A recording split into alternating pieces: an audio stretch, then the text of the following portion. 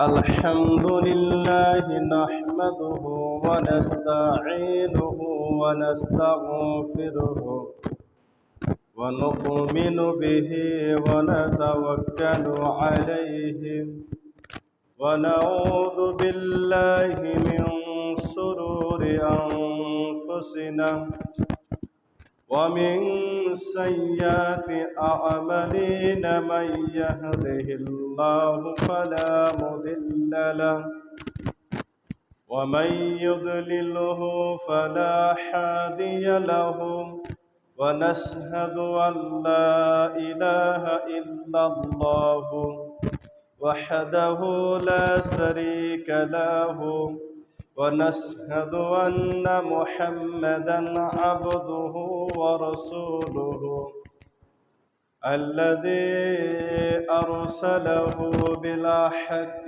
بشيرا ونذيرا أما بعد فإن خير الحديث كتاب الله وخير الهدي هدي محمد صلى الله عليه وسلم وشر الأمور محدثاتها وكل محدثة بدعة وكل بدعة ضلالة وكل ضلالة في النار. أعوذ بالله من الشيطان الرجيم. بسم الله الرحمن الرحيم. يا أيها الناس اتقوا ربكم الذي خلقكم من نفس واحدة خلق منها زوجها وبث منهما رجالا كثيرا ونساء واتقوا الله الذي تساءلون به والأرحام إن الله كان عليكم رقيبا. يا أيها الذين آمنوا اتقوا الله حق تقاته ولا تموتن إلا وأنتم مسلمون. وقال الله تعالى: يا أيها الذين آمنوا استعينوا بالصبر والصلاة إن الله مع الصابرين.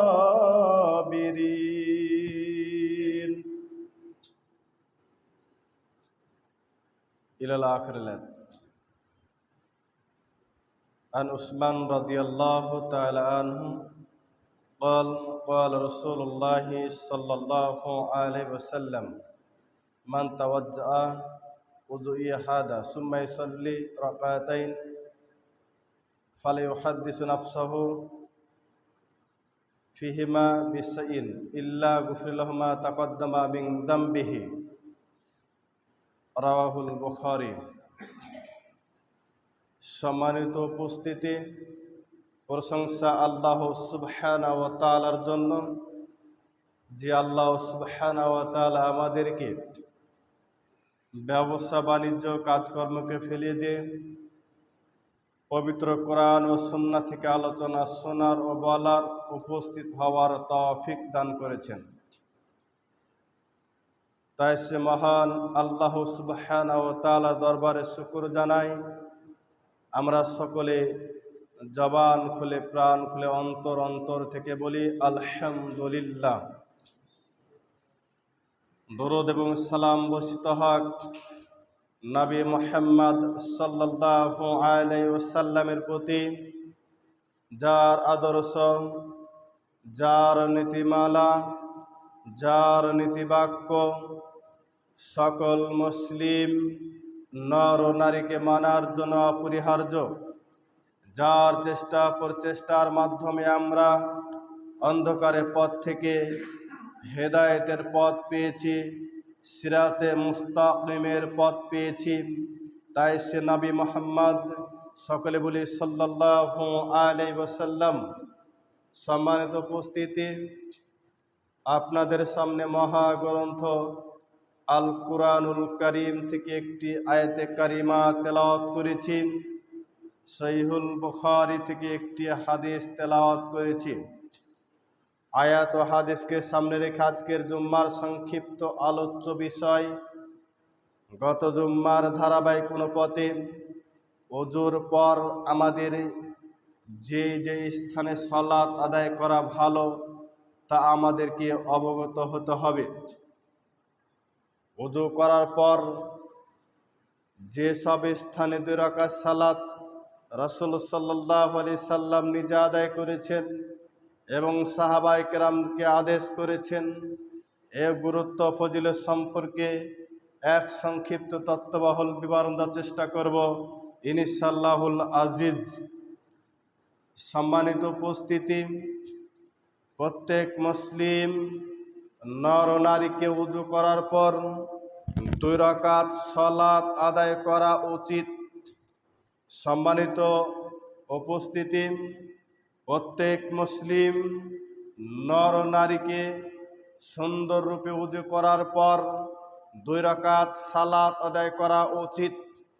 এই 2 রাকাত সালাতের গুরুত্ব রাসূল সাল্লাল্লাহু আলাইহি সাল্লাম দিয়েছেন তার উম্মতকে।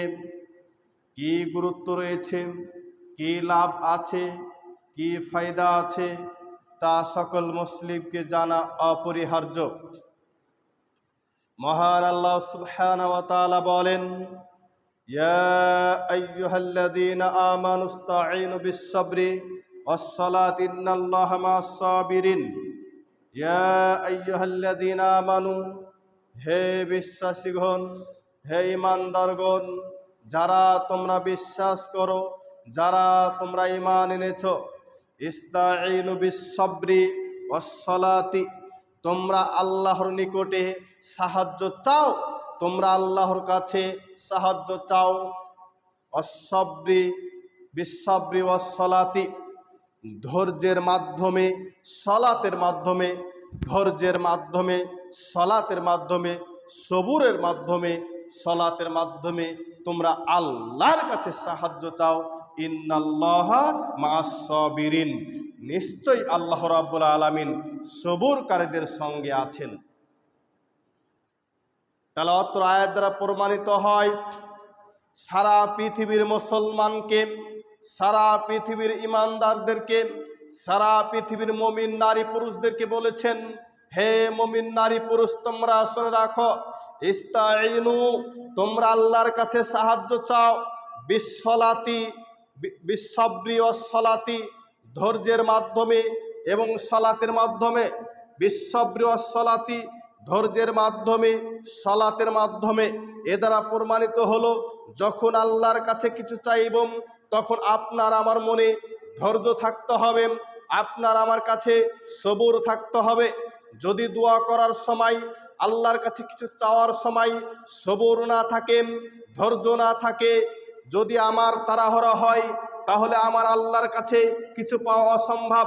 অতএব আল্লাহর কাছে কিছু পেতে হলে সবুর করতে হবে এবং এ চাওয়াটা সালাতের মাধ্যমে হতে হবে। যদি কিছু আল্লাহর কাছে চাই, সবুর করতে হবে, আর এ চাওয়াটা সালাতের মাধ্যমে চাইতে হবে। এ কথা আল্লাহ সুবহানাহু ওয়া তাআলা সারা পৃথিবীর মুমিন নারী পুরুষকে বলেছেন, ইন্নাল্লাহা মা'আস-সাবিরিন, আর আল্লাহ তাআলা সবুরকারীদের সঙ্গে আছেন। তাহলে আপনি আমি সালাতের মাধ্যমে, ধৈর্যের মাধ্যমে কি করব? আল্লাহর কাছে চাইব,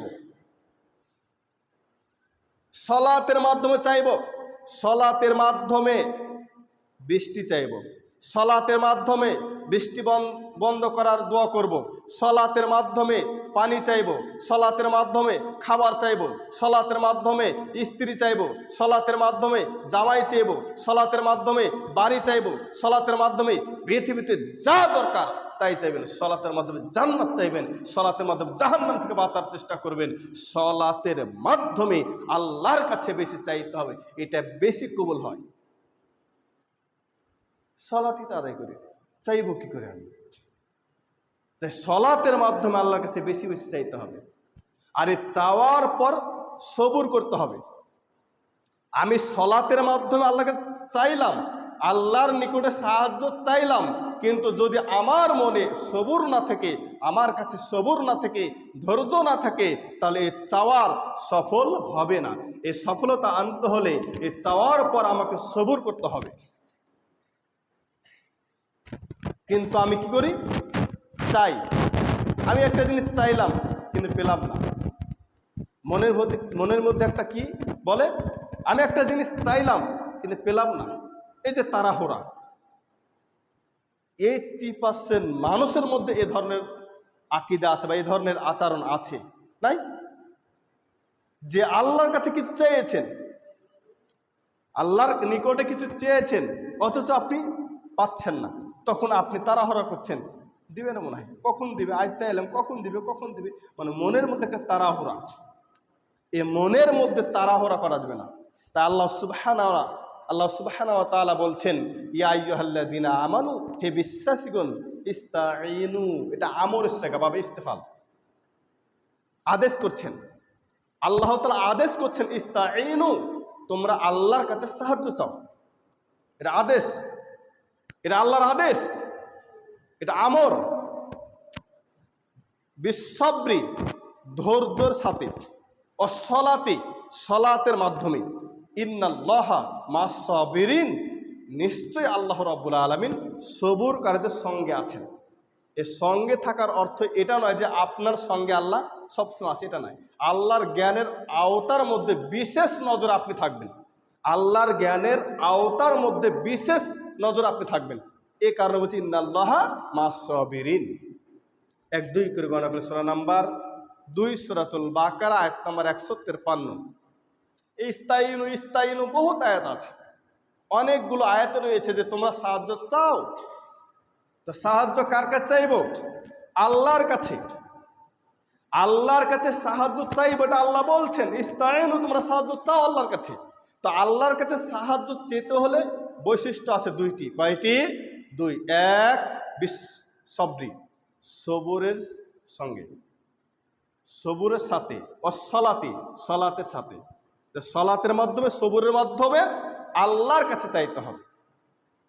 দুয়ার মাধ্যমে, চাওয়ার মাধ্যমে, চাওয়ার নিকটে বা চাওয়ার মধ্যে যদি আমার থাকে কি তাড়াহুড়া, চাওয়ার মধ্যে পাওয়ার মধ্যে যদি আমার থাকে তাড়াহুড়া, চাওয়ার মধ্যে পাওয়ার মধ্যে সালাতবিহীন হয়, তাহলে আপনার আমার চাওয়াটা কোনো সফল আসবে না। তাই আমরা আসুন, আমরা আল্লাহর নিকটে চাইব। আল্লাহ চেয়েতে বলেছেন, তোমরা চাও। আল্লাহ চাইতে বলেছেন, তোমরা চাও। অতএব আমরা কি করব? আল্লাহকে চাইব। আদেশ করেছেন, সারা পৃথিবীর মুসলমানকে বলেছেন তোমরা চাও, সারা পৃথিবীর মানুষকে বলেছেন তোমরা চাও। আল্লাহ আদেশ করেছেন, অতএব আল্লাহর কাছে আমরা চাইব। বলেন তো, সারা পৃথিবীর মানুষ কেউ কি স্বয়ংসম্পন্ন? না, সকলে আল্লাহর মুখাপেক্ষী, মানে আল্লাহর কাছে চাইতে হবে। চাওয়া ছাড়া আপনার বিকল্প পথ নাই। বলেন, আপনি পরিপূর্ণ, হয়তো আপনি অসুস্থ হয়ে আছেন, তা আল্লাহকে সুস্থ করেন, আল্লাহ তোমাকে সুস্থ করেন, এটা চান, মানে সুস্থতা চান আল্লাহর কাছে আপনি। হয়তো আপনার টাকা নেই, টাকা চান আল্লাহর কাছে। হয়তো আপনার বাড়ি নাই, বাড়ি চান আল্লাহর কাছে। হয়তো আপনার গাড়ি নাই, গাড়ি চান আল্লাহর কাছে। হয়তো আপনার পরিবার ভালো না, পরিবার ভালো করার বিষয় চান আল্লাহর কাছে। যেটা আপনার কাছে অভাব মনে হচ্ছে সেটা আল্লাহর কাছে চাইবেন, আর চাওয়ার পর একটু সবুর করবেন, চাওয়ার পর একটু ধৈর্য ধারণ করবেন। এই চাওয়াটা অবশ্যই কবুল করবে। এ ধরেন যে আপনি চেয়েছেন এর থেকে 20 বছর আগে, কিন্তু এখন কবুল হয়নি। আপনি ধারণা করেন বা মনে মনে করবেন যে আমার একটা বড় বিপদ ছিল, এই চাওয়ার মাধ্যমে বড় বিপদকে আল্লাহ রক্ষা করেছে, আর এই চাওয়াটা আর দেয়নি। বড় বিপদ ছিল, ওইটাকে দূর করেছে আল্লাহ। সামনে একটা বড় বিপদ ছিল আমার। আল্লাহ তাআলা সকলকে বুঝার, আমল করা তৌফিক দান করুন, আল্লাহুম্মা আমিন। সম্মানিত উপস্থিতি, উসমান রাদিয়াল্লাহু তাআলা আনহু قال قال রাসূলুল্লাহ সাল্লাল্লাহু আলাইহি সাল্লাম, উসমান রাদিয়াল্লাহু তাআলা আনহু বলেন, রাসূল সাল্লাল্লাহু আলাইহি সাল্লাম বলছেন, মান তাওয়াজ্জা, যে ব্যক্তি উযু করলো, উযু ই হাদা, উত্তম রূপে, যেভাবে আমি যে উযু করি। মান তাওয়াজ্জা, যে ব্যক্তি উযু করলো, উযু ই হাদা, যেভাবে আমি উযু করি, যেরূপ আমি উযু করি সেভাবে যদি কোনো ব্যক্তি উযু করে, অর্থাৎ মুহাম্মদ সাল্লাল্লাহু আলাইহি সাল্লাম যেরূপ উযু করেছে সেরূপ উযু করার কথা বলছে। যা আমি গত জুম্মাতে আপনাদের সামনে উযুর পদ্ধতি বলেছি যে এভাবে এভাবে উযু করতে হবে, এ পদ্ধতিতে উযু করতে হবে। ওইটাই উসমান রাদিয়াল্লাহু আনহু বলছেন যে রাসূল সাল্লাল্লাহু আলাইহি সাল্লাম বলেছেন, মান তাওয়াজ্জা, যে ব্যক্তি উযু করে, উযু ই হাদা, আমি যেভাবে করি, সুম্মা ইউসাল্লি রাকাতাইন, অথবা সে 2 রাকাত সালাত আদায় করে, উযু করে সুন্দর করে আমি যেভাবে উযু করি সেভাবে উযু করে 2 রাকাত সালাত আদায় করে, ফালা ইউহাদ্দিসু নাফসাহু ফিহিমা বিশাইইন, সে নিজের মধ্যে আল্লাহর ভয় ছাড়া কিছু হবে না। যখন সালাত আদায় করে তখন সে আল্লাহর ভয় ছাড়া কিছু হবে না। ইল্লা গুফির লাহু মা তাকাদ্দামা মিন যামবিহি, আল্লাহর নবী বলছেন তার পূর্বের সমস্ত পাপ ক্ষমা করে দেওয়া হয়েছে। সুবহানাল্লাহ। কি বিনিময়ে?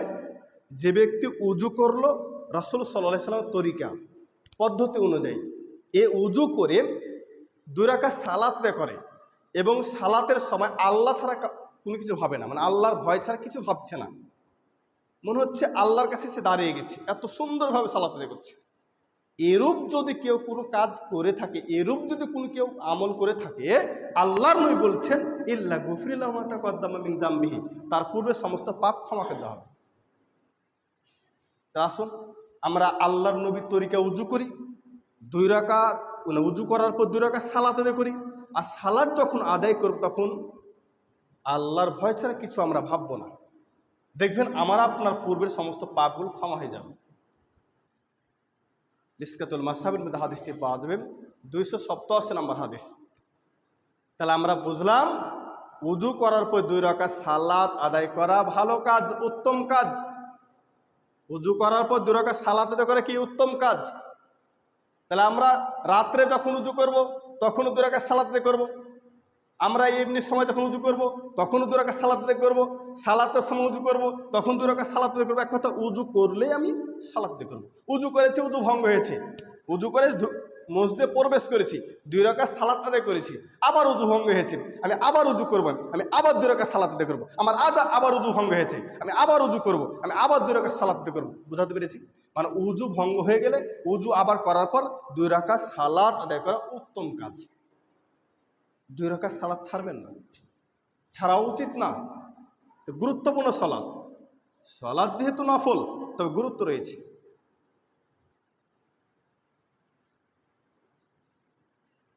উকবাত ইবনে আমির রাদিয়াল্লাহু তাআলা আনহু قال রাসূলুল্লাহ সাল্লাল্লাহু আলাইহি সাল্লাম, উকবা ইবনে আমির রাদিয়াল্লাহু তাআলা আনহু তে বর্ণিত, তিনি বলেন রাসূল সাল্লাল্লাহু আলাইহি সাল্লাম বলেছেন, মা মিন মুসলিমিন ইয়াতাওয়াদ্দাউ, কোনো মুসলমান যদি উযু করে, ফায়ুহসিন বুদুআহু, উত্তম রূপে, যেভাবে আমি গত জুম্মাতে বলেছিলাম, অর্থাৎ রাসূলের তরিকা যে ব্যক্তি উযু করবে।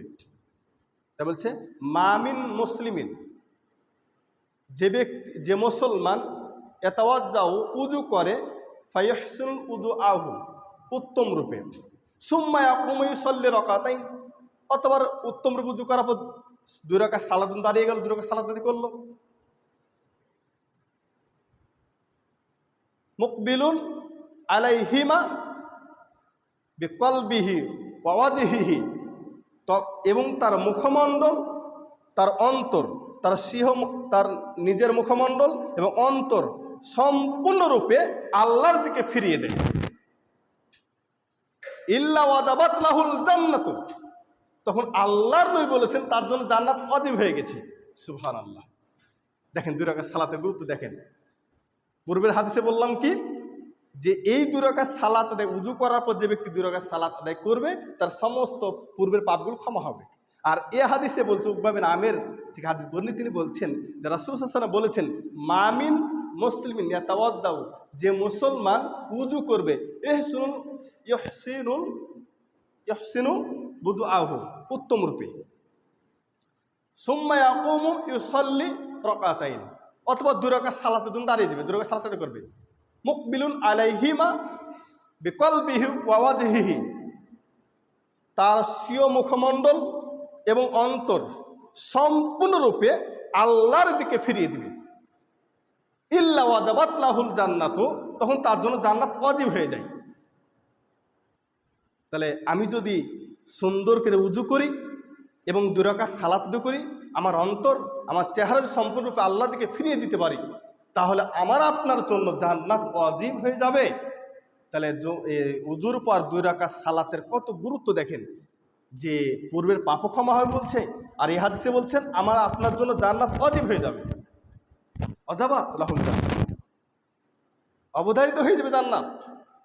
তো এত সুন্দর একটা আমল মৃত্যুর আগে হয়, মৃত্যুর পরে আর হয় না।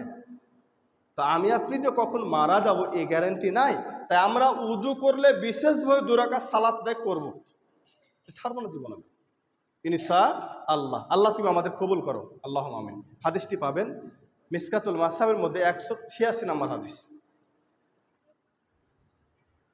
সম্মানিত উপস্থিতি, আনে বাকরিন রাদিয়াল্লাহু তাআলা আনহু ক্বালা সামি'তু রাসূলুল্লাহি সাল্লাল্লাহু আলাইহি সাল্লাম, আবু বকর রাদিয়াল্লাহু তাআলা আনহু বর্ণিত, তিনি বলছেন সামি'তু রাসূলুল্লাহি সাল্লাল্লাহু আলাইহি সাল্লাম, আমি রাসূল সাল্লাল্লাহু আলাইহি সাল্লামকে বলতে শুনেছি, ইয়াকুলু, আল্লাহর নবী বলেছেন। কি বলেছেন? যে মামিন রজুলিন ইজনিবু জামবান, যে কোনো ব্যক্তি যদি কি পাপ করে, গুনাহগার ব্যক্তি যে পাপ করে, সুম্মা ইয়াকুমু, অথবা কি দাঁড়ায়, সুম্মা ইয়াকুমু ইয়াতাতাহহারু, এবং সুন্দররূপে উজু করলো, মানে পাপ করার পর সুন্দররূপে উজু করলো, সুম্মা ইউসাল্লি রাকাতাইন, অত 2 রাকাত সালাত আদায় করলো, সুম্মা ইস্তাইনুল্লাহ, অথবা কি সে আল্লাহর কাছে, না সুম্মা আস্তাগফিরুল্লাহ, অথবা কি আল্লাহর কাছে ক্ষমা চাইল, ইল্লা গফারাল্লাহু লাহু, তখন আল্লাহ তাকে ক্ষমা করে দেয়, তখন আল্লাহ কি দেয়, তাকে ক্ষমা করে দেয়। তাহলে অত্র হাদিসে প্রমাণিত হলো যে আবু বকর রাদিয়াল্লাহু তাআলা বলছেন, যে রাসূল সাল্লাল্লাহু আলাইহি বলছেন যে মামিন রজুলিন ইউযনিবু জামবান, কোনো ব্যক্তি গুনাহগার, কোনো ব্যক্তি যদি কি করে, গুনাহ করে, পাপ করে, অন্যায় করে, তারপরে কি করে, ফায়াকুমু ইয়াতাতাহহারু, এবং উত্তম রূপে উজু করলো, পাপ করার পর উত্তম রূপে উজু করলো, সুম্মা ইউসাল্লি, অথবা সালাত আদায় করলো, ওয়া আস্তাগফিরুল্লাহ, অথবা আল্লাহর কাছে ক্ষমা চাইলাম, ভুল করেছো ক্ষমা করে দাও, বা সালাত আদায় করে ক্ষমা চাইল, ইল্লা গফারাল্লাহু, আল্লাহ তখন তাকে ক্ষমা করে দেয়, গফারাল্লাহু লাহু, তখন আল্লাহ থেকে তাকে ক্ষমা করে দেয়। তাহলে এই হাদিসে প্রমাণিত হলো, যখন আমরা কোনো মুসলমান অন্যায় করব, পাপ করব, ভুল করব, তখন আমরা কি করব, সুন্দর করে উজু করব, সুন্দর রূপে উজু করে 2 রাকাত সালাত আদায় করব, 2 রাকাত সালাত আদায় করে আল্লাহর কাছে ক্ষমা চাইব, আল্লাহ তুমি আমাকে ক্ষমা করে দাও, আমি আর কোনোদিন এ কাজ করব না, আমি ভুল করেছি, অনুতপ্ত হন। তারপরে আল্লাহ আপনাকে ক্ষমা করে দিবে, আল্লাহ আমাকে ক্ষমা করে দিবে, আল্লাহ পৃথিবীর মানুষকে ক্ষমা করে দিবে। তিরমিজি মিসকাতুল মাসাবির মধ্যে হাদিসটি পাওয়া যাবেন 1324 নম্বর হাদিস। নাসরুদ্দিন আলবানী রাহিমাহুল্লাহ হাদিসটি সহিহ বলেছেন। তাহলে অত্র হাদিস দ্বারা কি প্রমাণিত হলো, যে আমরা যদি কোনো ভুল করি, আমরা যদি কোনো অন্যায় করি, তাহলে আমরা উজু করে 2 রাকাত সালাত আদায় করে আল্লাহর কাছে ক্ষমা চাইব, উজু করে 2 রাকাত সালাত আদায় করে আল্লাহর কাছে ক্ষমা চাইব আমরা। এটা আমাদের কর্তব্য, এটা আমাদের করা উচিত। কিন্তু আমরা ভুল করি ঠিকই, কিন্তু ওখানে বলি যাক ভুল হয়েছে, ক্ষমা করে দাও। উত্তম পন্থা হচ্ছে উজু করা, উত্তম পন্থা উজু করার পর 2 রাকাত সালাত আদায় করা, উত্তম পন্থায় উজু করার পর 2 রাকাত সালাত আদায় করে আল্লাহর কাছে ক্ষমা চাও, উত্তম পন্থা এটাই। এভাবে আমরা যদি দোয়া করি, এভাবে যদি আমরা তোবা করি, আমাদের তোবা খুবই কবুল হবে, তাড়াহুড়া করে, বা দোয়া কবুলের খুব নিকট হবে এটাই। সম্মানিত উপস্থিতি, তা আমরা আসি, আমরা ভুল প্রত্যেককে আদম সন্তান করি, কোনো আদম সন্তান বলতে পারবে যে আমরা ভুলকারী না, সবাই ভুল করি, সবাই ভুলের পথে আছি। সবাই অন্যায় কিছু না কিছু অন্যায় করি। তো অন্যায় করার পর, ভুল করার পর আমরা সুন্দর করে উজু করে 2 রাকাত সালাত আদায় করে আল্লাহর কাছে ক্ষমা চাইব। আমরা আল্লাহর কাছে ক্ষমা চাইব। আপনি আরবি পারেন না, বাংলাতে বলেন, মনের কথা বলেন, আল্লাহ আমি ভুল করেছি, মনে মনে বলেন। আল্লাহ আল্লাহ আপনার কথা শুনবে। আল্লাহ আপনার কথা শুনবে, এ কারণে আপনাকে সৃষ্টি করেছে। আল্লাহর কাছে আপনি ক্ষমা চাইবেন, এ কারণে আল্লাহ আপনাকে পাঠিয়েছে দুনিয়াতে। আল্লাহর কাছে অনুতপ্ত হবেন, এ কারণে আল্লাহ আপনাকে পাঠিয়েছেন, অন্য কোনো কারণ না। সমাজ উপস্থিতি, তা আমরা 2 রাকাত সালাত ছাড়ব না উজু করার পর, এবং ভুল করলে উজু করে 2 রাকাত সালাতে করব। আমরা বাড়িতে প্রবেশ করব, উজু করবো। এখন আমি উজু করে বাড়িতে 2 রাকাত সালাতে করব। উজু করে রাত্রে ঘুমাচ্ছি, এমন তো অবস্থা উজু ভেঙে গেছে, আমরা আবার মনে করলে উজু করতে পারি, উজু করে আবার 2 রাকাত সালাতে করব। হুজুর আমি যদি এরূপ না করি তাহলে কিছু সমস্যা আছে? কোনো সমস্যা নাই, কোনো পাপ হবে না। তবে কি, আপনি নেকি থেকে বঞ্চিত হবেন, আপনি ফজিলত থেকে বঞ্চিত হবেন। এই যে ফজিলতগুলো বললাম, এই ফজিলতগুলো আপনি পাবেন না কিয়ামতের দিন, পরকালে পাবেন না। আর এই ফজিলতের মূল্য অনেক বেশি, যা মৃত্যুর পর আমরা বুঝতে পারবো এই নেকিগুলো কত দাম। একটা নেকি যে কত দাম, একটা নেকি যে কোনো বান্দার কবুল হয়ে যায়, এই নেকির জন্য সে জান্নাতে যাবে। তাই নেকিকে কোনোদিন আপনি ছোট চোখে দেখেন না। নেকি একটা সবচেয়ে দামি জিনিস, সব একটা অনেক দামি জিনিস, যা সারা পৃথিবীকে বিক্রি করলে এক নেকি দাম দিতে পারবেন না, এত বেশি। অতএব নেকিকে ছোট মনে করিয়েন না, নেকিকে ছোট চোখে দেখিয়েন না। এক নেকি মানে আপনার কাছে বিশাল কিছু, এক নেকি মানে আপনার কাছে অনেক কিছু, যা সারা পৃথিবীর সমতুল্য আপনার কাছে হবে না এক নেকি সমান। এটা আপনাকে নিজেকে মনে করতে হবে। একটা নেকি অর্জন করা খুব কষ্ট। সম্মানিত উপস্থিতি, আনাবি কতাদা রাদিয়াল্লাহু তাআলা আনহু قال قال রাসূলুল্লাহ সাল্লাল্লাহু আলাইহি সাল্লাম, আবু কতাদা রাদিয়াল্লাহু তাআলা আনহু তিনি বলেন, রাসূল সাল্লাল্লাহু আলাইহি সাল্লাম বলেছেন, ইজা দাখালা আহাদুকুল মসজিদা, ইজা দাখালা আহাদুকুল মসজিদা, যখন তোমাদের কেউ মসজিদে প্রবেশ করবে, ফালা আজলিস, সেজন্য না বসে। ফালা আজলিস, এটা নাহি শেখা, নিষেধ করছেন। ইস্তাইনু, এটা আমর শেখা আদেশ করলেন, আর এটা হচ্ছে নাহি শেখা, লা আজলিস, বসিও না। হাত্তা ইসল্লিয়া রাকাতাইন, যতক্ষণ না 2 রাকাত সালাত আদায় করছো, যতক্ষণ না 2 রাকাত সালাত আদায় করছো ততক্ষণ তুমি কি বসিও না। তাহলে এই হাদিস দ্বারা কি পেলাম? যে রাসূল সাল্লাল্লাহু আলাইহি ওয়াসাল্লাম বলছেন, যখন আমরা কেউ মসজিদে প্রবেশ করব তখন 2 রাকাত সালাত না আদায় করে বসতে নিষেধ করেছেন। বসে পড়েছি, অনেকে বসে যায়, অনেকে সালাত আদায় করি না, চলবে না। আপনাকে বসে, আপনাকে 2 রাকাত সালাত আদায় করে বসতে হবে। 2 রাকাত সালাত ছাড়া মসজিদে বসা ঠিক হবে না। এটা আদব না, এটা বেআদব। এটা আদবের পরিচয় না, এটা মুসলমানের পরিচয় না। মুসলমান একটা আদব আছে, মুসলমান একটা বৈশিষ্ট্য আছে। মুসলিমেরা মসজিদে প্রবেশ করলে 2 রাকাত সালাত আদায় করবেই, কিন্তু আপনি 2 রাকাত সালাত আদায় করছেন না। আপনি কোন ধরনের আদব শিখেছেন আপনি? অতএব আপনাকে শিখতে হবে, অতএব আপনাকে 2 রাকাত সালাত আদায় করে বসতে হবে। রাসূল বলছেন, রাসূল নিষেধ করেছেন।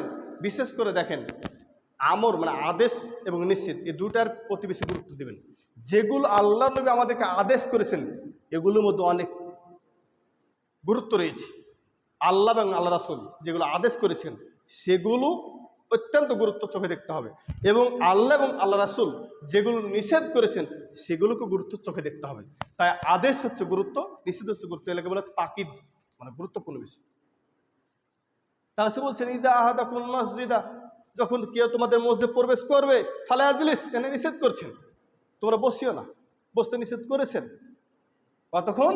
হাত্তা ইউসাল্লিয়া রাকাতাইন, যতক্ষণ না 2 রাকাত সালাত তোমরা আদায় করছো। 2 রাকাত সালাত আদায় করে বসতে হবে। এখন জুম্মাতে খুতবা দিচ্ছে খতিব সাহেব, আপনি মসজিদে প্রবেশ করেছেন, হ্যাঁ, আপনাকে সংক্ষিপ্ত আকারে 2 রাকাত সালাত আদায় করতে হবে, তো লম্বা নয়, সংক্ষিপ্ত আকারে 2 রাকাত সালাত আদায় করে বসতে হবে। তবুও এখানে যে ইমাম সাহেব খুতবা দিচ্ছে, তবু আপনি বসতে পারবেন না 2 রাকাত সালাত ছাড়া। রিয়াজুস সালেহিন 1144 নম্বর হাদিস। রিয়াজুস সালেহিন আরেকটা হাদিস 1145 নম্বর হাদিস, যে জাবির রাদিয়াল্লাহু তাআলা আনহু বলছেন, আতাইতুন নাবিয়্য সাল্লাল্লাহু আলাইহি সাল্লাম, আমরা রাসূল সাল্লাল্লাহু আলাইহি কাছে আসলাম, যে ওয়াফিল মসজিদ, সে মসজিদের মধ্যে কে? আল্লাহ রাসূল। ফাকাল রাসূল সাল্লি, সল্লি রাকাতাইন, তুমি 2 রাকাত সালাত আদায় করো। আল্লাহ রাসূল আমাকে বললেন সল্লি রাকাতাইন, তুমি 2 রাকাত সালাত আদায় করো।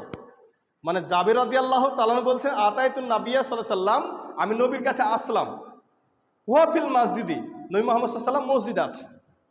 ফাকালা, আল্লাহ নবী আমাকে দেখে বলছেন যে সল্লি রাকাতাইন, 2 রাকাত সালাত আদায় করো। মানে তুমি যে আমার কাছে আসছো, আগে 2 রাকাত সালাত আদায়ের কথা বলো।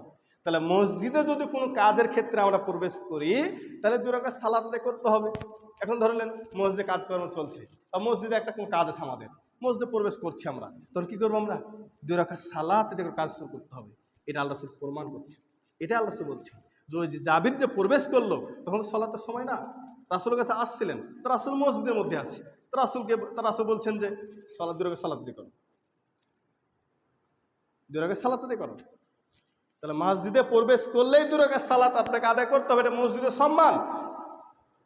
তা আমরা আসি, আমরা যদি মসজিদে সারা পৃথিবী যে কোনো আল্লাহর ঘরে প্রবেশ করলে অবশ্যই আমরা 2 রাকাত সালাত আদায় করব, আমরা ছাড়বো না।